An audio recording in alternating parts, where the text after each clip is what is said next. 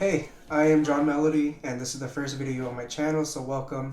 And today we will be talking about Fire Emblem Three Houses and how it's been a month essentially after its release, and its impact on me and my co-host Perseus. Hello, what's up? Hopefully a lot of you have come from my channel, as I'll be talking about this a lot. So, hello, my little potatoes. I hope you're doing very well. I'm really excited to sit down and talk with my best friend about my favorite video game series. So just a little background on who we are, especially since this is the first video on my channel.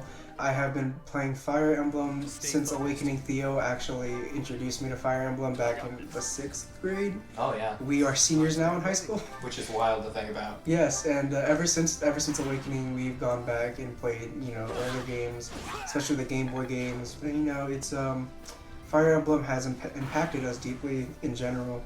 That's how I started playing Fire Emblem. Theo, how did you get into the series? I think like a lot of people, 3DS Awakening demo, I loved it. I had a lot of fun with it, and I just thought, you know what, I get it, I want to enjoy it. So I picked up Awakening, and I mean, it was so exciting to me. Josh has been my best friend since like the 2nd grade, so I had to tell him about this amazing game that I had played.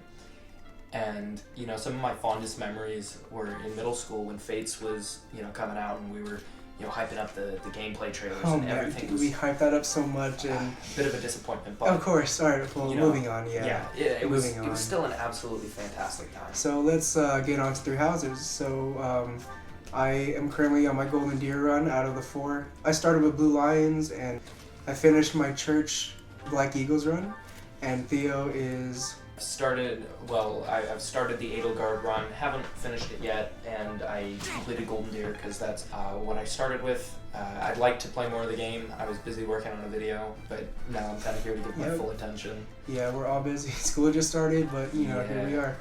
Let's start with gameplay.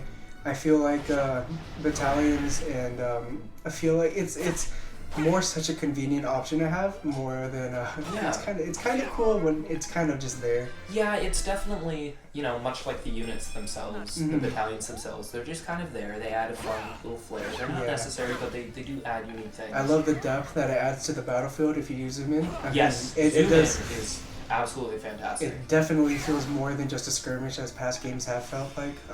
Especially how the story is always portrayed as this giant war that's going on with absolutely and especially with this story, which is a continental war, which we'll definitely talk about the story in a bit. And then of course the maps I feel like are a little more funny. I mean, you have Miklan's map, which is just a giant spiral, which I feel like is an improvement, especially right after coming from Fates. I definitely feel like a lot of people enjoyed Fates. Personally did not enjoy the map design of Fates, but especially I struggled enjoying the map design of Echoes.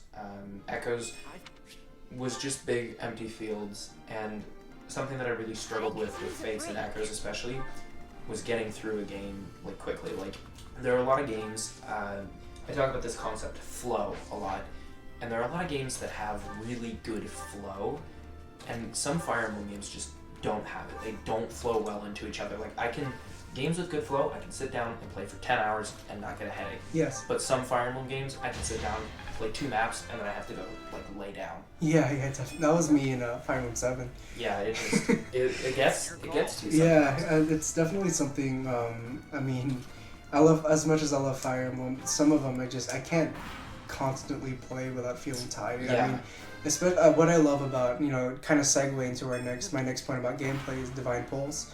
As much as cheese as it is, it definitely saves me a lot of soft resetting. Yeah, because that was something that really irritated me about going back to play classic Fire Emblems. It's like, I lose a unit, I have to reset it, which is hell on earth. Yeah. Some people complain, Divine Pulse makes the game too easy, and in that case, I don't. It kind of does. It does. It definitely does. The game is already easy on its own, but I think if you don't like Divine Pulse, don't use it. Like, I don't think it's shoved down your throat. It's not involved in the story super much, a lot. Like, it wasn't the biggest thing. Kind of like Milla's Turnwheel, how it was there very briefly, and then it was just an aspect of the gameplay. Yeah, it became convenient when you needed it. Definitely, it definitely is something you can abuse. I mean, absolutely. What's the max? 13, I think? Yeah, 13. And I mean, again, you can go back to turn 1, which is crazy. Insane. Yeah. And I mean, I absolutely have done that sometimes. There's big skirmish that happens in the Golden Deer route where everybody kind of converges, and I basically had to reset all the way back there.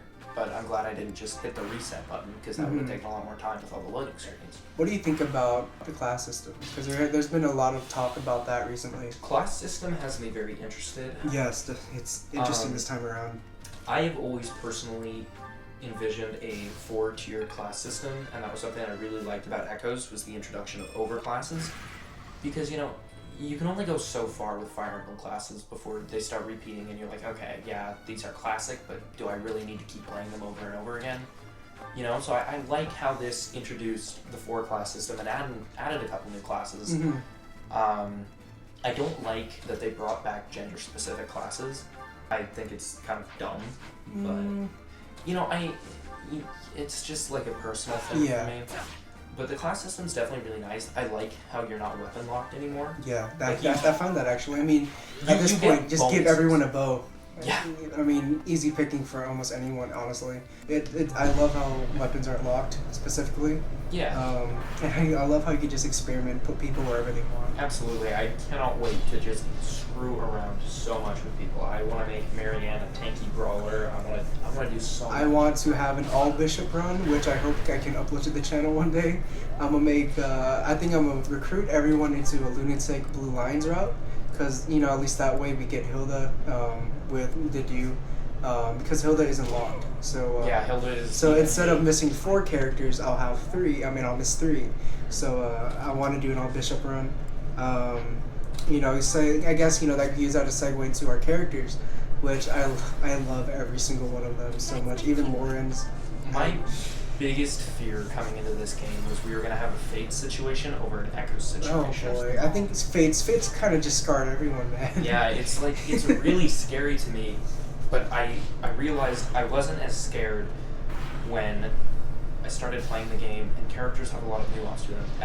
On the very surface, they look like the Fates characters, you know, some of them have a very basic trait, like Leonie. I like Leonie a lot, despite the fact that initially she comes off as just like, she is essentially in love with your dad. But the more support conversations you get into, and the more you learn about Leonie, and the more you talk to her, you realize she just has this like immense respect for your father. No, she's trying to. Yeah. Okay. Honestly, though, some of the C supports are kind of bad, but they kind of just grow into it anyway. Yeah. I mean, just like, for example, since both of us have gone through at least some form of a Black Eagles run, mostly all of Bernadetta's C supports is just her. All of them suck. Yes. Everybody likes Bernadetta, but personally, I despise. I like her. I mean, her C supports are just. They do get better over time. They do, absolutely. Like, peak Bernadetta is her Dorothea's B support. One of the best supports in the game. I love Dorothea. There's definitely. I mean, for Bernadetta, at least, you can definitely see how these characters grow. I mean, there are some one-note characters, like, I'm not gonna, I mean, as much as I love the big guy, Raphael's kind of one-note. I'm trying to think of any more. It's hard to actually think of one-note characters this time around. Ignatz feels very one-note to me, but he has some nuance to him. You know, and I think that's... Bernadetta's one-note, straight up. Yeah, Bernadetta's straight up. But she does kind of grow over support conversations. Yeah. One of my favorite people to watch is Lauren's. I said something else. I actually haven't gotten much with Lauren, so... I will say, for any of you epic English people who have read Othello, Lawrence reminds me a lot of Iago, in a way that he's kind of... He reminds me a lot of Iago from Othello, because although less evil, like Lawrence and Claude, Iago wants to take down Othello and is kind of racist and doesn't really trust him, doesn't like him. Lawrence is in that very same position. He does not trust Claude, and especially because Claude is Elmyrant, which, I mean, I don't want to spoil too much, but let me just say, Claude is the best boy in this game, and he just wants to talk to the CEO of racism. Can we talk about, okay, because like, I want to move on from character to story, but I can't continue with at least talking about Marianne's growth over the time skip. Absolutely. Amazing growth, and then you have Dedue, which I would honestly say was one of the one-note characters too, but he is such a lovable character. The thing about Marianne is she's very relatable to me as something that, like, if you talk to her in the Goddess Tower, which I did. Yeah, you sit there and you pray with her, and you don't learn what her prayer was until much later, and then you learn that her prayer was essentially for the goddess to take her life. Yeah.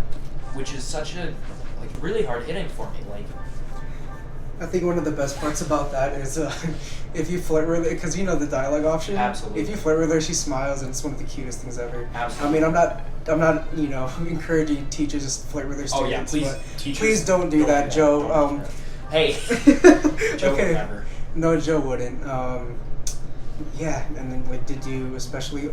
You're not. I don't think you started Blue Lions yet. I have not. Yeah, but I think you'll love Dedue. Dedue is personally my favorite. I think the whole roster at this point. I love Dedue. There's so much I want to talk, but there'll be a separate video about this where we can go into depth. But just story-wise, it's such an improvement from Fates. Absolutely, and it's like the character writing is back from Echoes, and that's kind of something that I feel is like this game is a chimera of it's just all the best from aspects. It's the flexibility of Awakening. It's the brilliant character writing and characters of Echoes. It's the wonderful map design. Okay, just a quick break real quick. It's like a Genealogy had great maps. I did play through. Okay, okay. I was looking through some of Phoenix Master ones, like just of his crit videos of like Fates, and oh my god, it just put me back in that feeling of wishing that those characters were good, because they have some pretty powerful crit quotes.